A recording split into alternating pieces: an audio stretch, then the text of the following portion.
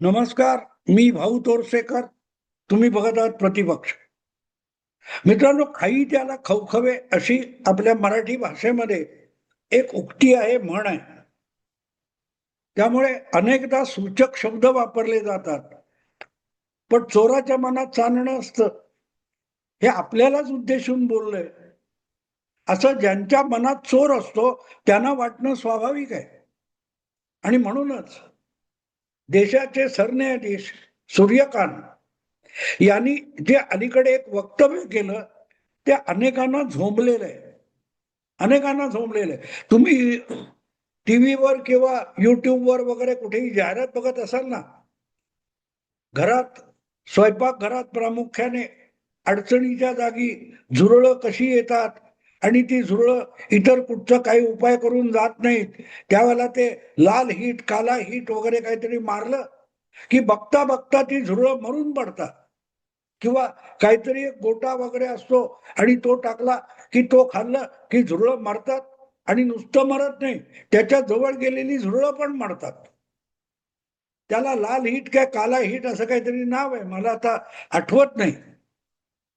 पण गंमत अशी आहे की तो एक प्रतिम उपाय आहे अशी जाहिरात चालते. आणि कदाचित त्यातूनच प्रेरणा घेऊन हे जी मोकाट सुटलेली सार्वजनिक जीवनातली झुरळं कीटक यांचा बंदोबस्त करण्यासाठी देशाच्या सरन्यायाधीशांनी ते वक्तव्य केलेलं असावं.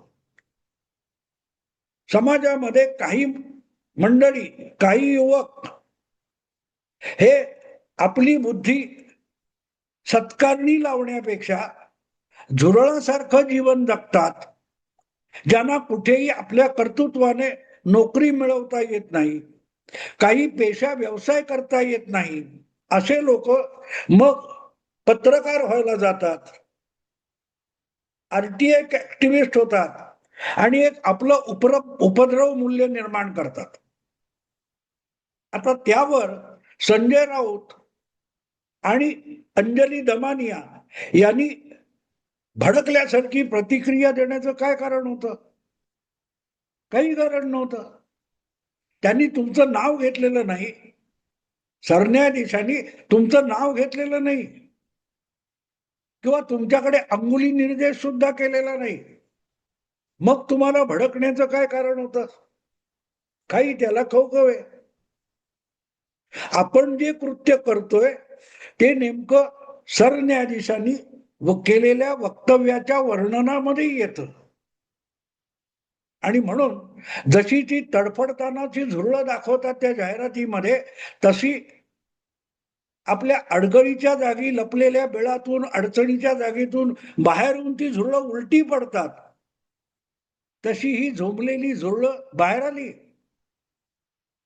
मुद्दा इतकाच आहे की समाजामध्ये तुमचं योगदान काय आहे.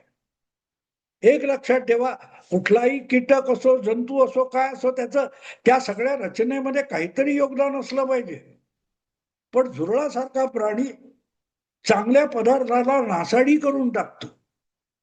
आणि सूर्यकांत यांना, सरन्यायाधीशांना नेमकं ते सांगायचंय. काही मंडळी समाजामध्ये हे असल्या उचापती करत असतात की ज्यामुळे समाजाच्या हिताला बाधा येत असते.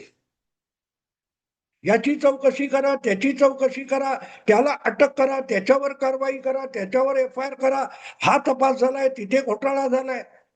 अरे त्या घोटाळ्याच्या पलीकडे चांगल्या गोष्टी पण असतात. कधीतरी तिकडे बघा किंवा हे काम चांगलं झालं असं बोलावं ना. नाही, प्रत्येक गोष्टीमध्ये तुम्हाला नाचलेलं कुजलेलं दिसतं, कारण तुम्ही कुजवायला आलेलेच असतात.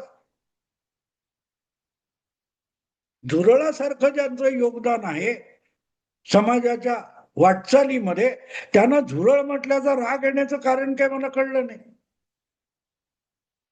अंजली दमालिया यांनी आजपर्यंत असं कोणतं विधायक कार्य केलंय ते जरा जगासमोर येऊन सांगावं. संजय राऊत यांच्यासारख्या शिवसेनेच्या नेत्याने एका सशक्त पक्षाचं वाटोळं करताना पक्षाचं ताकद वाढवण्यासाठी नेमकं काय केलं ते सांगावं. बाळासाहेबांनी एक सशक्त पक्ष आपल्या पुत्राकडे सोपवला होता. तो मातीमोल करण्यामध्ये संजय राऊत यांची बकवास भयंकर कामी आलेली आहे. अंजली दमानिया ह्या 2014 पूर्वी सार्वजनिक जीवनात आल्या आणि कुठल्या तरी त्यांनी नितीन गडकरी यांच्या विरोधात जाऊन निवडणूक लढवली होती. पांढरी टोपी घालून माई अण्णा आम आदमी पार्टी वगैरे वगैरे नाचत होत्या. डिपॉझिट गमावून परत आल्या आणि तेव्हापासून त्या ह्या असल्या आरोपबाजीच्या ह्याची भानगड काढ, त्याची भानगड काढ, कोण धनंजय मुंडेला आत टाका, तिकडे आणखीन कोणाचं तरी काहीतरी करा. या पलीकडे तुम्ही समाजात उपयुक्तता काय तुमची? अर्थात जे चुकले ते दाखवलं गेलं पाहिजे, दाखवलं गेलं पाहिजे, टीका झाली पाहिजे, प्रश्न विचारले पाहिजेत. पण फक्त प्रश्न विचारून चालत नाही, ते प्रश्न सोडवण्याचे मार्ग पण पुढे आणले गेले पाहिजेत. त्या बाबतीत तुम्ही काय केलंय? आम आदमी पक्षाच्या उमेदवार झालात, त्या पक्षाच्या मुंबईच्या संयोजक वगैरे झालात, तो पक्ष तुम्ही चालवू शकलाय का? अंजली दमानिया यांना माझा हा एक प्रश्न आहे, अतिशय महत्वाचा प्रश्न आहे. एक दिवस तडकाफडकी आता मी आम आदमी पार्टी सोडली, मग आधी त्या पक्षात गेला कशाला होता? जशी झुरळं कुठेही काही न विचारता घुसतात, त्यापेक्षा अंजली दमानिया यांनी आम आदमी पक्ष किंवा काय ते इंडिया अगेन्स्ट करप्शन यामध्ये घुसण्याचं कारण काय होतं? मुद्दा तो आहे. करण्यासारखी कामं खूप आहेत.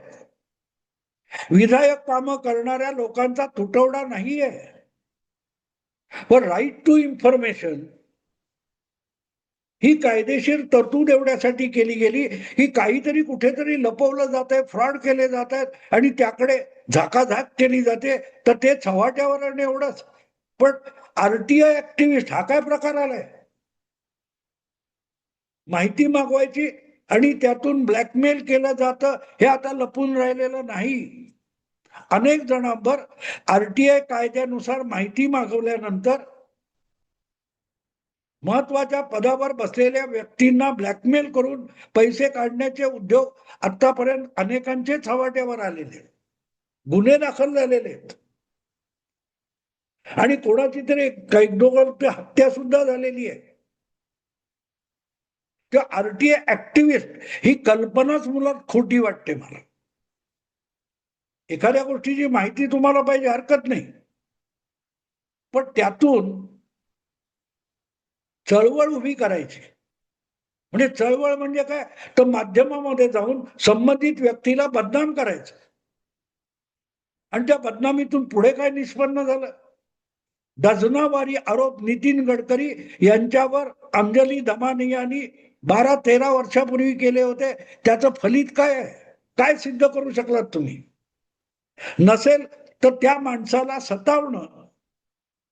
तुमचे महान नेते केजरीवाल यांनी गडकरी असतील, जेटली असतील, या सगळ्यांची लोटांगण घालून माफी मागितली. कधी अंजली दमानियांना लाज वाटली की मला शरम वाटते की मी अशा नेत्यांसमोर सहकार्य देऊन त्यांच्या पक्षासाठी काम केलं, याची अंजली दमानियांना कधी लाज वाटली नाही? रोज पारदर्शकतेची मागणी करणाऱ्या केजरीवालांना त्या शराब प्रकरणामध्ये अटक केल्यानंतर आपल्या आयफोन मधली माहिती लपवायची होती का? सरन्यायाधीश सूर्यकांत ज्या वेळेला बोलतायत तेव्हा त्यातला आशय लक्षात घेतला पाहिजे. हा पांढरपेशा गुन्हेगारीचा एक नवा प्रजाती निर्माण झाली आहे, त्या संबंधी त्यांनी हे केलेलं आहे. कायद्याच्या चौकटीत राहण्याचा प्रयत्न करायचा, पण समाजाला उपयोगी नाही तर त्रासदायक ठरतील अशा गोष्टी करत राहायच्या. उपद्रव मूल्य वाढवायचं, ही गोष्ट विसरू नका. उद्या माध्यमांनी ठरवलं की असल्या लोकांचं काहीही सांगायचं नाही, बातमी द्यायची नाही, तर मग तुमची ऍक्टिव्हिटी म्हणजे काय उरते? तुमची चळवळ म्हणून काय उरते?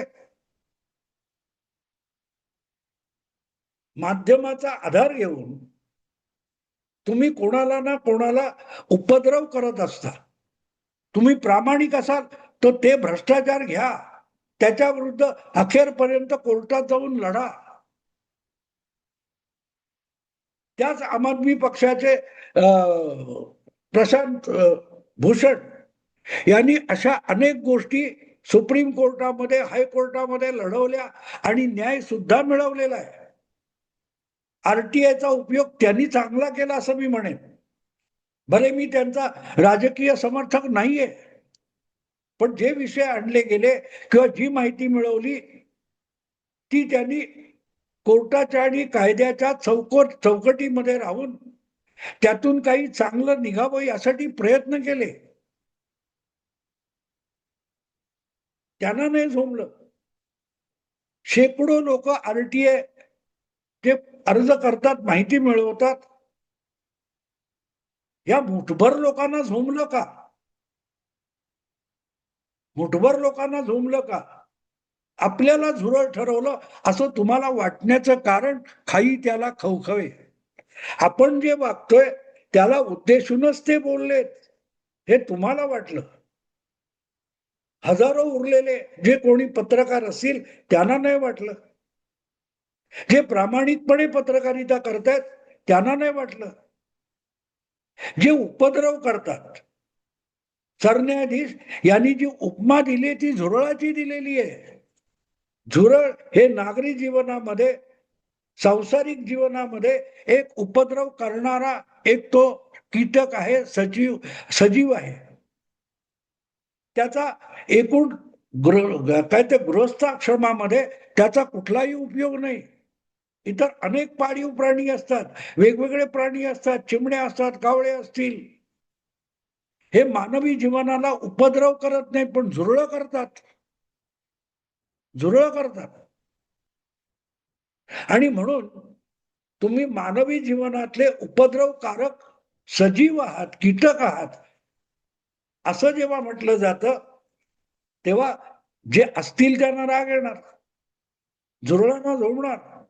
झुरळांवर जर ते काय ते लाल हिट, काला हिट यांचे फवारे मारले तर त्यांना दुःख होणारच, त्यांना ते झोंबणारच. आणि अशाही जाहिराती तुम्ही बघितल्या असतील.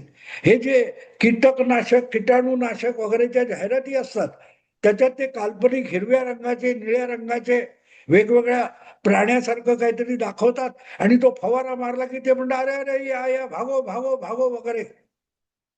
लगेच हलकल्लोळ करताना त्या जाहिरातीतले किटाणू दाखवतात.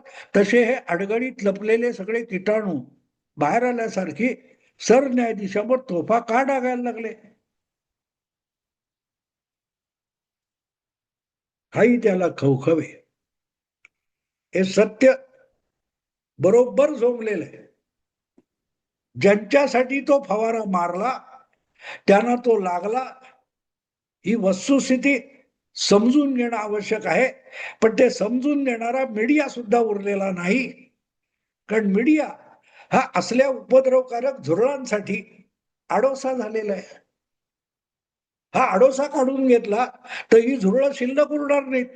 त्यांची सगळी कर्तबगारी ह्या आडोशात दडलेली आहे. बाहेर येऊन काहीतरी करायचं आणि परत फटीत जाऊन लपायचं.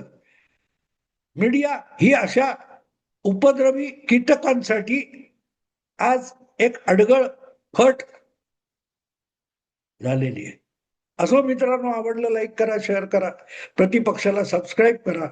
नमस्कार.